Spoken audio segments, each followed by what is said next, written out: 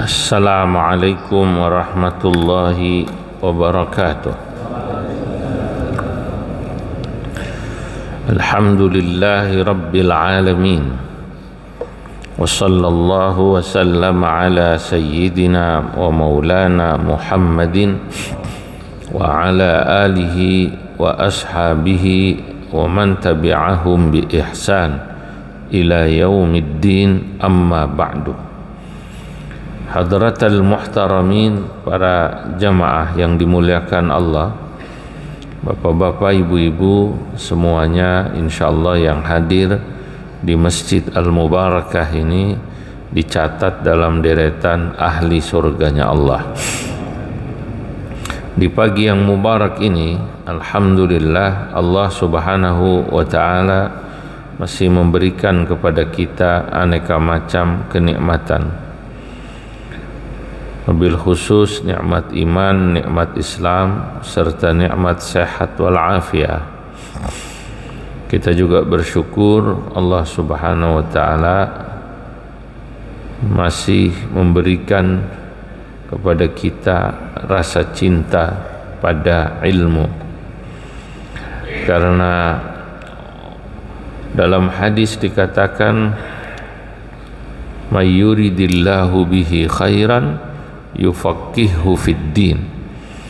Barang siapa orang yang dikehendaki baik oleh Allah subhanahu wa ta'ala, orang itu biasanya diberikan kecenderungan, kesukaan akan faham dan ilmu agama. Senang sama belajar ilmu agama itu ciri diantara Allah memberikan menyukai atau menghendaki kebaikan pada kita. Orang kalau diajak belajar agama susah, diajak ngaji susah, itu tanda-tanda, itu alarm. Itu alarm berarti orang itu nggak begitu dikehendaki oleh Allah, dikehendaki baik maksudnya. Tapi kalau orang seneng gitu, ngaji deh senang, walaupun kadang-kadang paham, kadang-kadang nggak paham. Ngaji walaupun kadang-kadang dapat senderan, kadang-kadang enggak. Yang penting ngaji lah, gitu, ngaji. Nah, itu berarti tanda-tanda dia mendapat atau dikehendaki baik oleh Allah. Jadi memang Allah itu sering memberikan tanda-tanda pada kita, cuma kita seringkali tidak paham. Imam Ibnu Athaillah dalam bab ke-10 itu misalnya di sini mengatakan, mata auhashaka min khalqihi fa'lam annahu yuridu ayyaftahalaka babal unsi bihi. Ketika Allah membuat dirimu gelisah kalau lagi kumpul-kumpul, ya kok sama manusia nggak ada rasa enak, berarti itu tandanya Allah sedang menginginkan engkau mendekat padanya.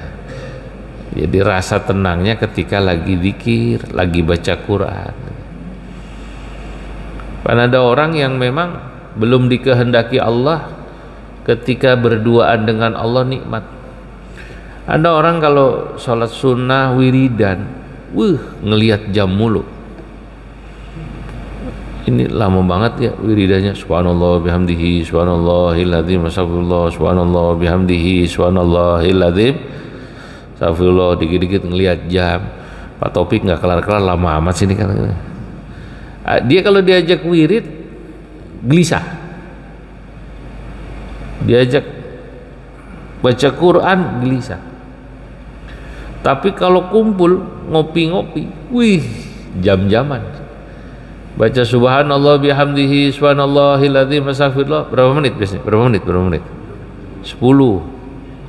Itu 10 menit, nengok ke jamnya bisa 3 kali. Nih, lama amat sini. Tapi kalau ngopi di kafe, mohon maaf yang punya kafe, mohon maaf. Nggak apa-apa, yang punya kafe sih nggak salah.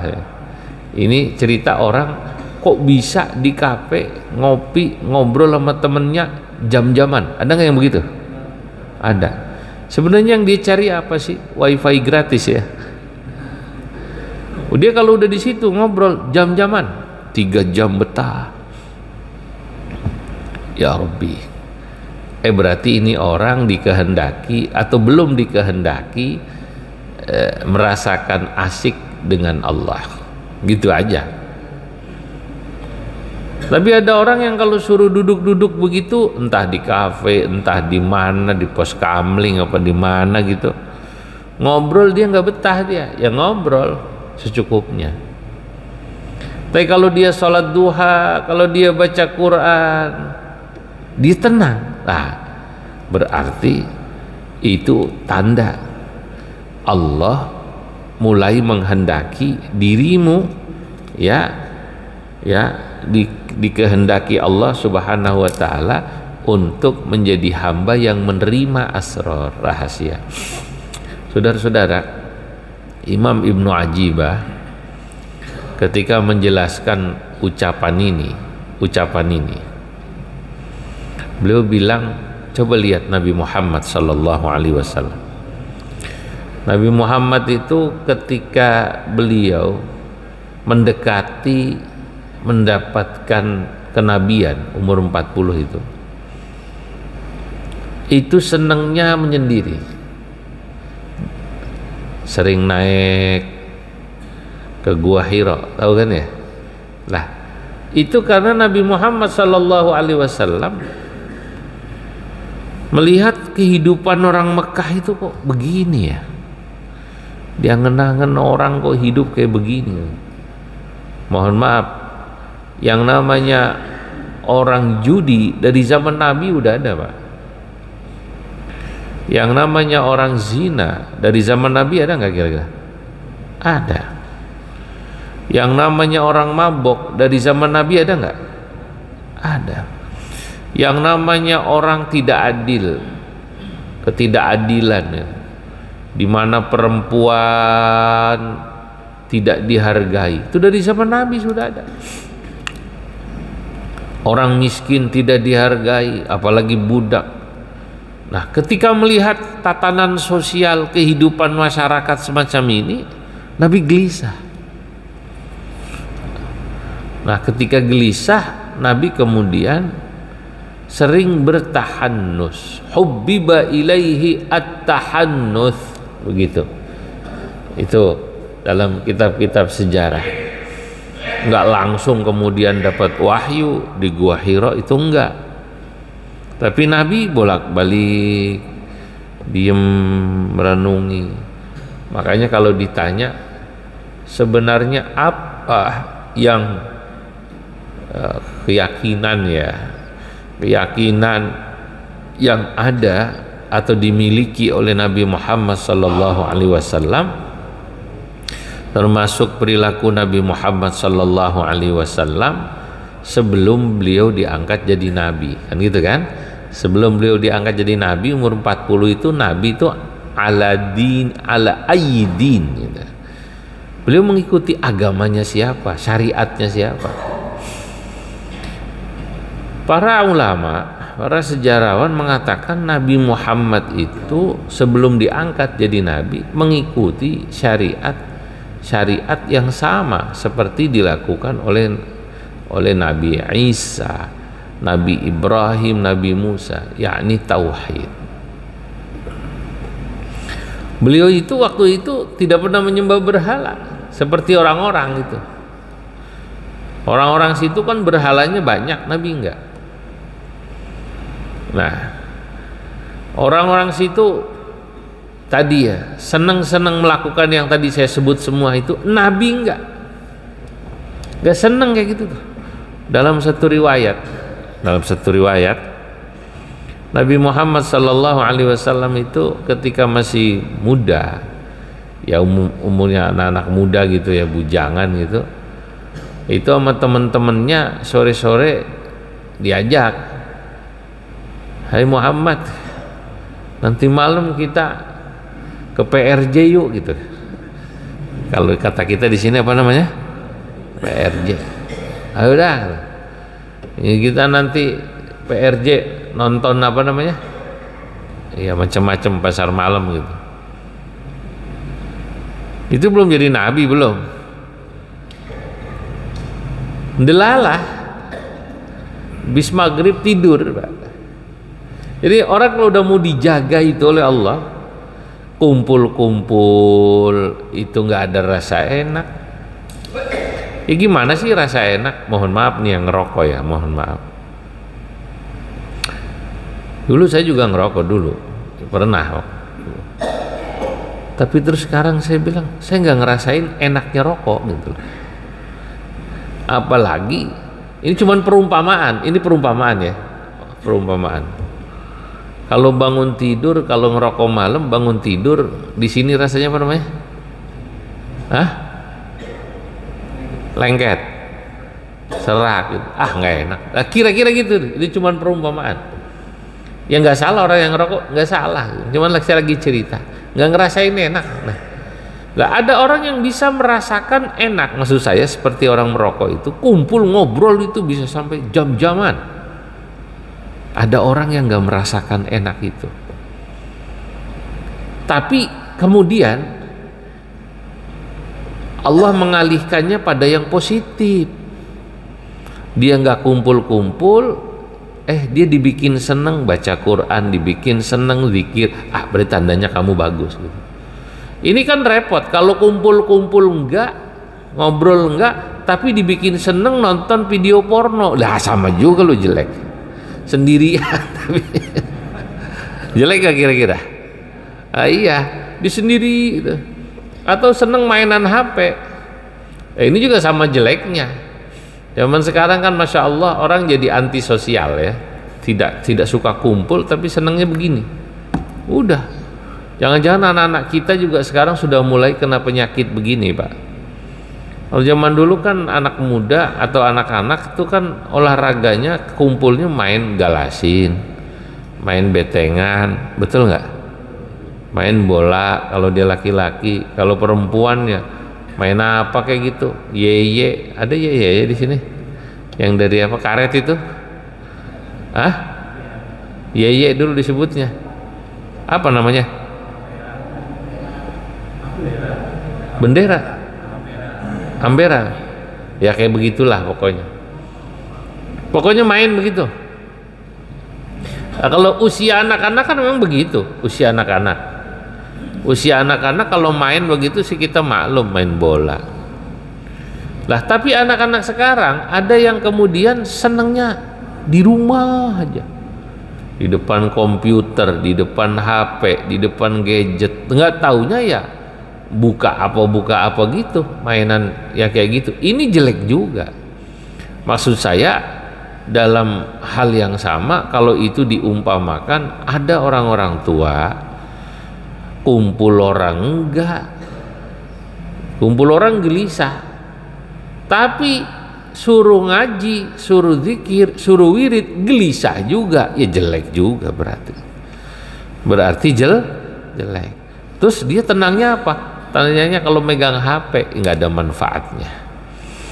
Nah, makanya kata Imam Ibnu Athaillah, mata auhasyaka min khalqihi, ketika Allah sudah membuat dirimu tidak nyaman, gelisah ketika kumpul-kumpul dengan makhluknya, fa'lam, maka ketahuilah annahu, bahwasanya Allah yuridu, menghendaki, ayyaftahalaka, sebuah pintu dibuka bagimu.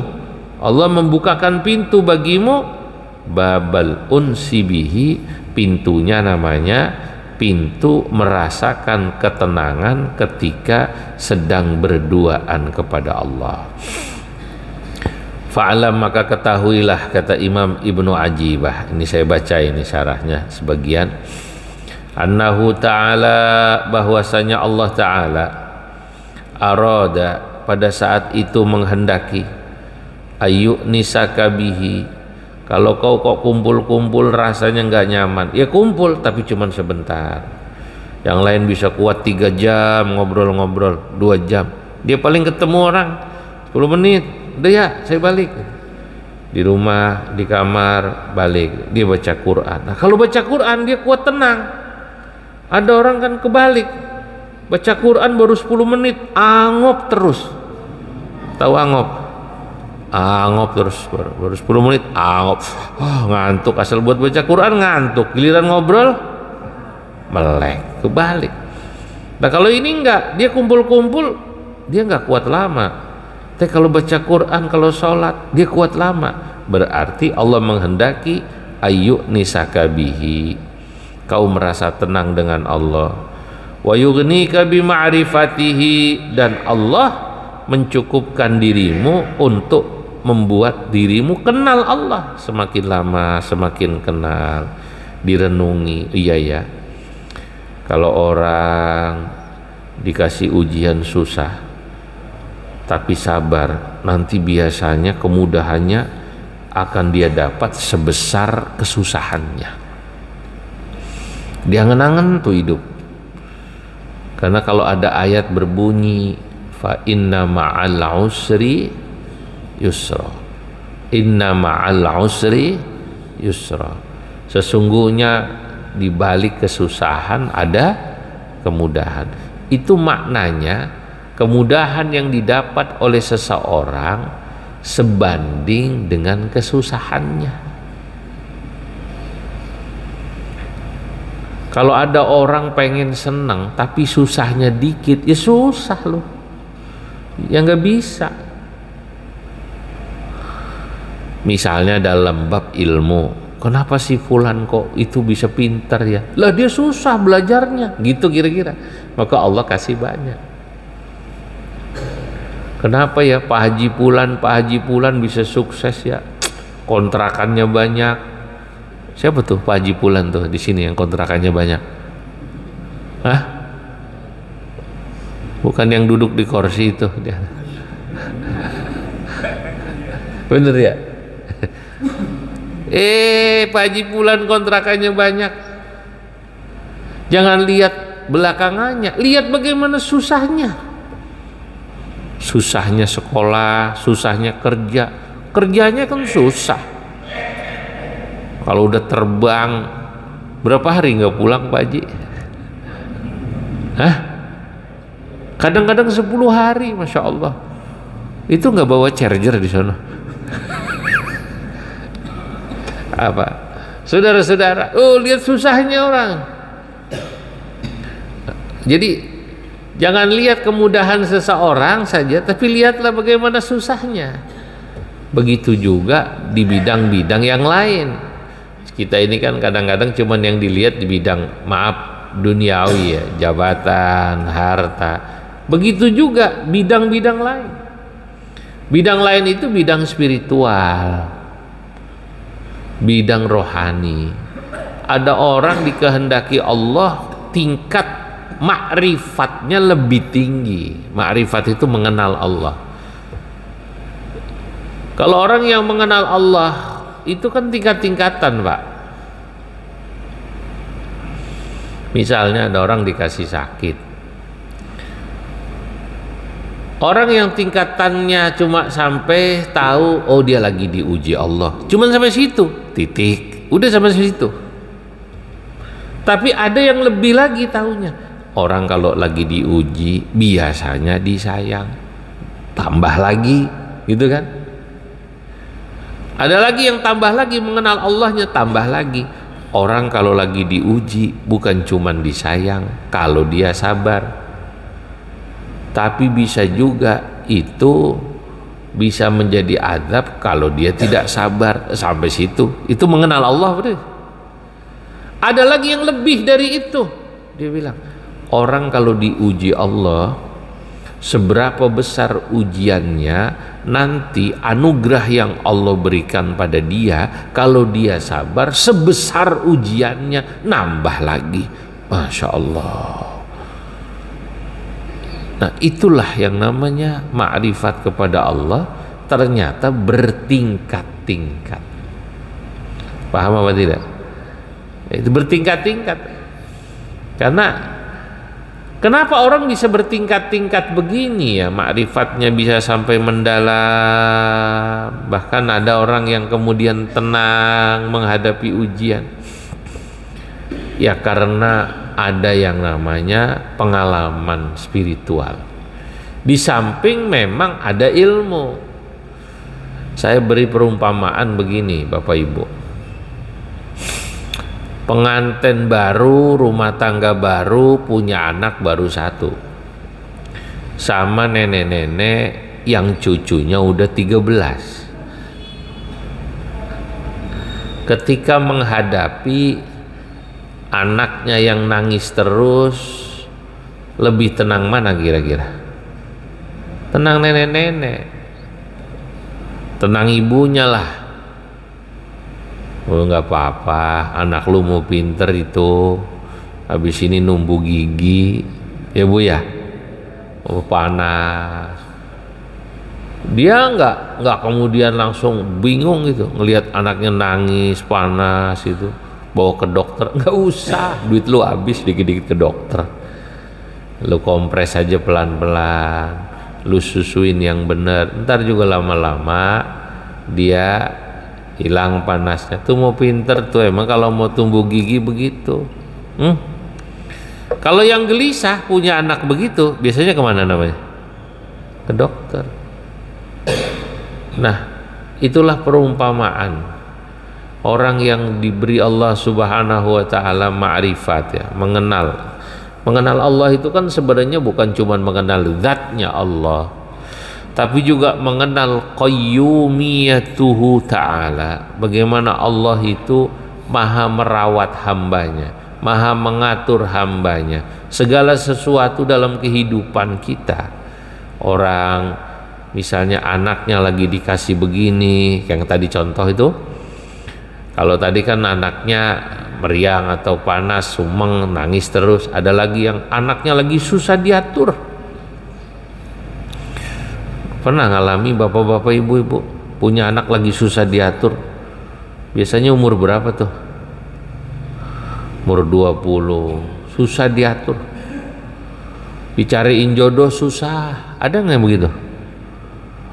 Lu kawin nama ini nggak mau, suruh nyari sendiri susah. Bapak ibunya gelisah tuh. Ada nggak yang begitu? Nggak tahu, anak saya susah Pak dicariin jodoh. Dia bilang mau nyari sendiri. Kita bilang mau nyari sendiri mana gitu ya. Kalau dia laki-laki kok nggak pernah bilang Pak anaknya ini. Kalau dia perempuan nggak pernah bilang Mak gimana kalau saya dilamar anu. Bingung orang tuanya itu kadang-kadang. Bingung nggak kira-kira? Itu baru bab jodoh Pak. Nanti bab sekolah, kuliah. Ada anak kita yang di kuliah ini nggak mau, sekolah ini nggak mau. Kuliah cuman sekian, keluar lagi. Ada yang begitu, ada. Pindah lagi. Waduh. Saudara-saudara, ada anak yang udah kelar kuliah, udah wisuda kita anter, begitu sampai rumah kerja enggak, kawin enggak, di kamar mulu. Ada yang begitu, ada. Orangnya datang nggak tuh? Yang anaknya begitu modelnya, ada nggak? Atau anaknya itu yang datang? Ya Allah. Jadi orang tua gimana tuh rasanya kayak gitu tuh? Hah? Gelisah nggak kira-kira? Bingung nggak kira-kira? Bingung. Kalau dia tidak pernah berduaan dengan Allah, tidak pernah merenungi kebesaran Allah, gelisah. Tapi kalau dia renungkan, ya sudah.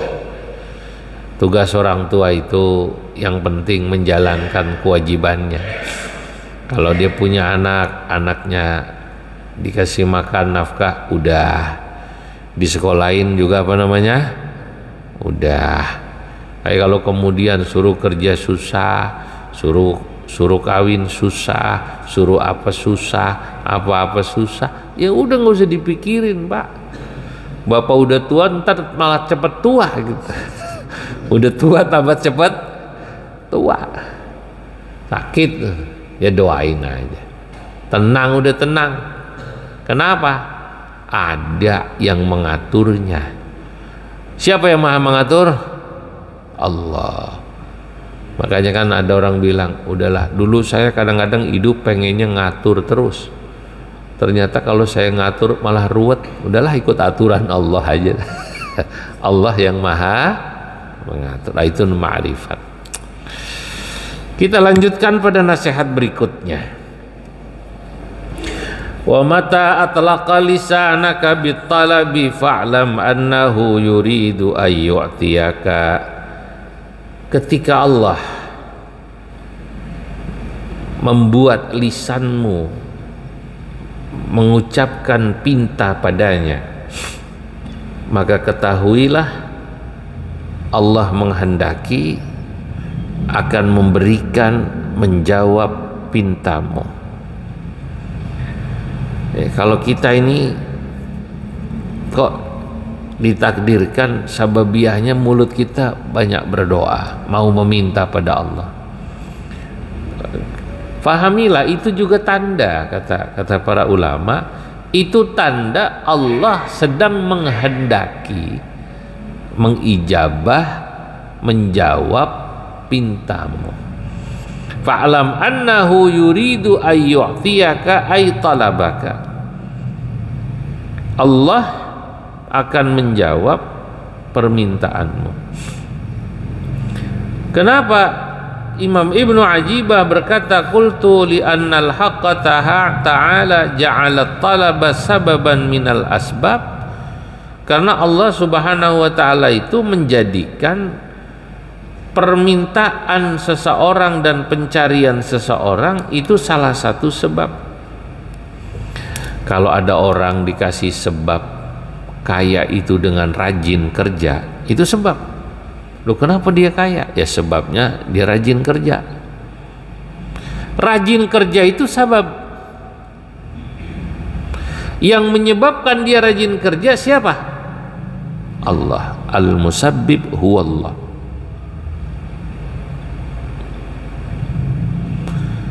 Allah menyebabkan kita rajin kerja sehingga kita kemudian jadi kaya. Itu contoh. Jadi kaya itu adalah kehendak Allah pada kita. Allah menghendaki kita kaya, lalu Allah menyiapkan sebabnya. Sebabnya kita dibikin rajin. Allah menghendaki kita pinter. Menghendaki. Allah menyiapkan sebabnya. Apa sebabnya? Sebabnya kita rajin belajar. Allah menghendaki kita min ahlil jannah. Amin. Allah menghendaki kita min ahlil jannah, termasuk calon ahli surga.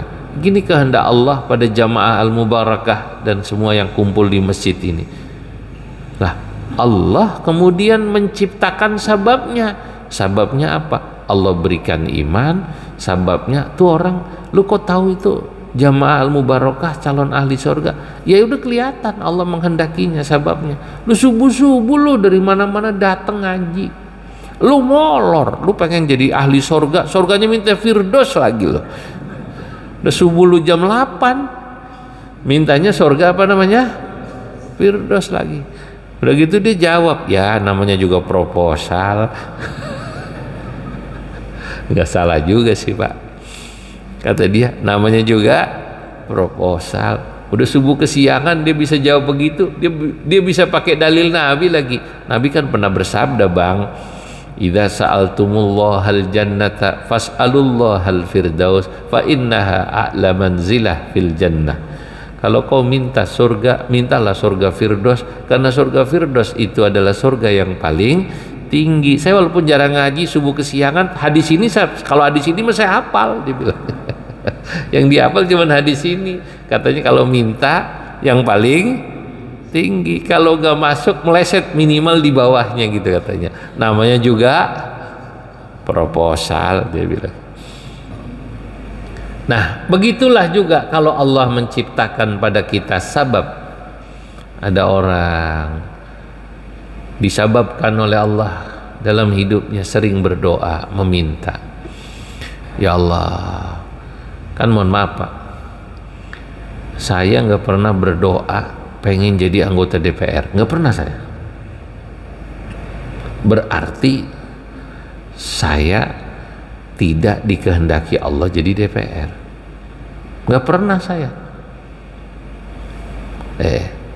Ini dalam doa saya loh ya, saya belum pernah. Sekarang saya tanya Ustaz Taufik, Pak Taufik, pernah nggak doa pengen kawin lagi? Ayo jujur, ini istrinya nggak datang. Ini contoh, ini cara memahami hadis ini. Karena cara memahami makalahnya Ibnu Athaillah. Pernah nggak doa gitu? Pernah. Wah, bahaya berarti ini. Panalim mana Panalim? Nggak ada orangnya di belakang. Mau saya tanya udah pindah duluan. Ayo. Ya salam. Siapa yang pernah berdoa tentang itu, berarti ada kemungkinan Allah menghendaki.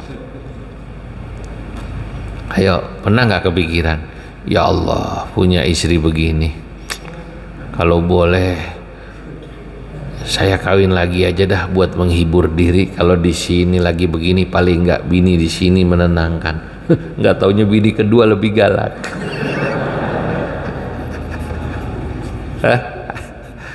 Jadi ternyata begitu Pak. Jadi nggak salah kalau misalnya ada orang berdoa, ya Allah saya pengen jadi anggota dewan, saya pengen jadi bupati, kemudian jadi dia, berarti emang Allah kehendaki. Taunya dari mana? Dari doanya. Saya nggak pernah berdoa pengen jadi bupati, saya belum pernah gitu loh. Dan kan pikiran kita itu sesungguhnya diatur oleh hati kita. Hati kita yang ngatur siapa namanya? Allah. Ya muqallibal qulub. Kan begitu kan? Nah iya. Bapak, ibu sekarang doanya apa? Lah yang menggerakkan kita berdoa kira-kira gitu. Siapa? Allah.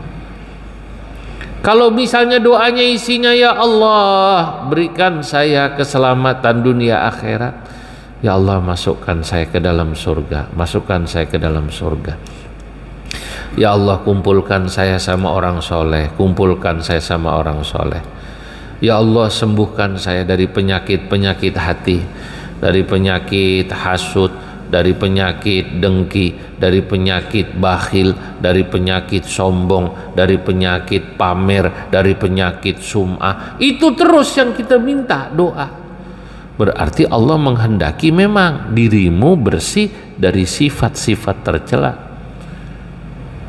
Ya Allah berikan saya sifat tawadu, ya Allah berikan saya sifat ikhlas, ya Allah berikan saya sifat zuhud, ya Allah berikan saya punya sifat wara', hati-hati sama yang haram. Berarti Allah menghendaki itu sifat ada pada dirimu karena kamu terus berdoa meminta itu. Allahu Akbar. Masya Allah, luar biasa. Lah ini nih, Imam Ibnu Athaillah nulis kayak begini nih Pak, itu karena ma'rifatnya mendalam, mikir sampai gitu. Kita kan nggak pernah mikir begitu. Untung ada orang-orang soleh seperti beliau menuntun kita nih lewat ngaji nih. Kita kan nggak pernah mikir begitu. Kenapa ya saya berdoanya kok mintanya ini? Berarti Allah kehendaki. Memang benar juga saya bilang. Iya ya, saya nggak pernah doa minta jadi anggota DPR. Nggak pernah saya. Makanya saya nggak pernah jadi anggota DPR. Karena ketika orang berdoa ingin memiliki sesuatu, otomatis seluruh perilakunya, seluruh langkahnya, seluruh ikhtiarnya digerakkan juga oleh Allah untuk mencapai keinginannya. Sekarang orang yang pengen jadi anggota DPR, apa langkah pertamanya kira-kira? Masuk partai politik. Kalau nggak masuk partai politik, paling nggak kumpul deket sama orang politik, kan begitu Pak ya? Orang yang pengen jadi bupati, dia ngerasa punya uang, dia terkenal, kumpul. Pengen. Pak Taufik tadi pengen kawin lagi. Biasanya apa tuh? Sering-sering kumpul sama siapa coba?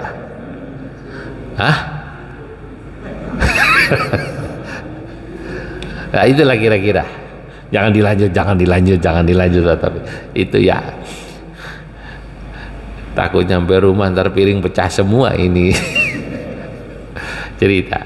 Jadi begitu. Jadi orang pengen kaya, pengen punya rumah. Lah Allah menggerakkan kan, ya Allah. Saya pengen punya rumah ya Allah. Masa hidup dari dulu sampai sekarang ngontrak terus, pengen kayak orang-orang. Ya Allah, pengen punya mobil, kalau kondangan gak kehujanan. Ya, yang kapan-kapan sewaktu saya bisa langsung. Tapi ya Allah, kalau bisa rumah sama mobil satu paket. Mintanya detil. Yang parkirnya jangan nyewa. Masya Allah. Ketika dia berdoa pengen sesuatu, biasanya otomatis Allah menggerakkan dirinya untuk ya melakukan atau berikhtiar mendapatkan sesuatu yang dia pinta dalam doanya. Ya, qala Rasulullah sallallahu alaihi wasallam, Rasulullah sallallahu alaihi wasallam bersabda, man u'tiyad du'a, barang siapa orang diberikan oleh Allah Subhanahu wa taala meminta kepada Allah sesuatu, minta apa saja ya, minta dunia, minta akhirat. Kita semua udah paham tadi kan contohnya, walaupun ya kadang-kadang itu doanya rahasia masing-masing, yang lebih tahu. Orang yang berdoa semacam itu lam yuhram, ya tidak akan dihalangi al ijabata, akan diijabah Allah. Kalau dia sendiri yang berdoa, kecuali kalau orang yang mendoakan, belum tentu. Misalnya ada orang doa begini, Pak Ustadz atau Pak Haji saya doain jadi RW. Situ yang doain, situ harus ikhtiar. Gimana caranya saya jadi RW? Kan yang doain situ. Saya nggak berdoa jadi RW. Yang mendoakan dia harus berikhtiar. Kalau pengen doanya terkabul. Kalau cuma doa doang ya cuma doa doang, dibarengi ikhtiar. Kalau yang mendoakan itu RT, lalu kemudian RT itu kumpul sama RT yang lain, yuk kita usung si Fulan jadi RW. Nah, berarti yang mendoakan dia sendiri yang berikhtiar. Bisakah itu kemudian diijabah Allah? Bisa, doa orang pada kita, walaupun kita tidak meminta. Paham gak ini kira-kira? Nah, tapi kalau kita yang berdoa, biasanya otomatis kita akan ijabah.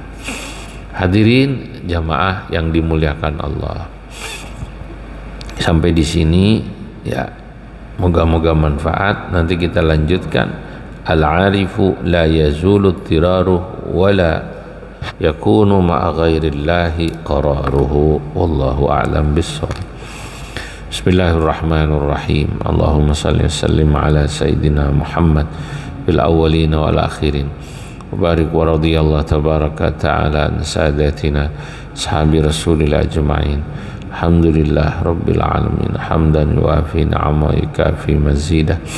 Rabbana lakal hamdu kama yanbaghi li jalalikal karim wa 'azimi sultanik. Allahumma anfa'na bima 'allamtana, 'allimna ma yanfa'una, zidna ilman wa yaqina. Rabbana ighfir lana wa liwalidayna warhamhuma kama rabbayana saghira wa li ikhwanina alladhina sabaquna bil iman. La taj'al fi qulubina ghillan lil ladzina amanu rabbana innaka ra'ufur rahim. Wa sallallahu ala sayyidina Muhammad wa ala alihi wa sahbihi wasallam. Walhamdulillahi rabbil alamin. Assalamualaikum warahmatullahi wabarakatuh.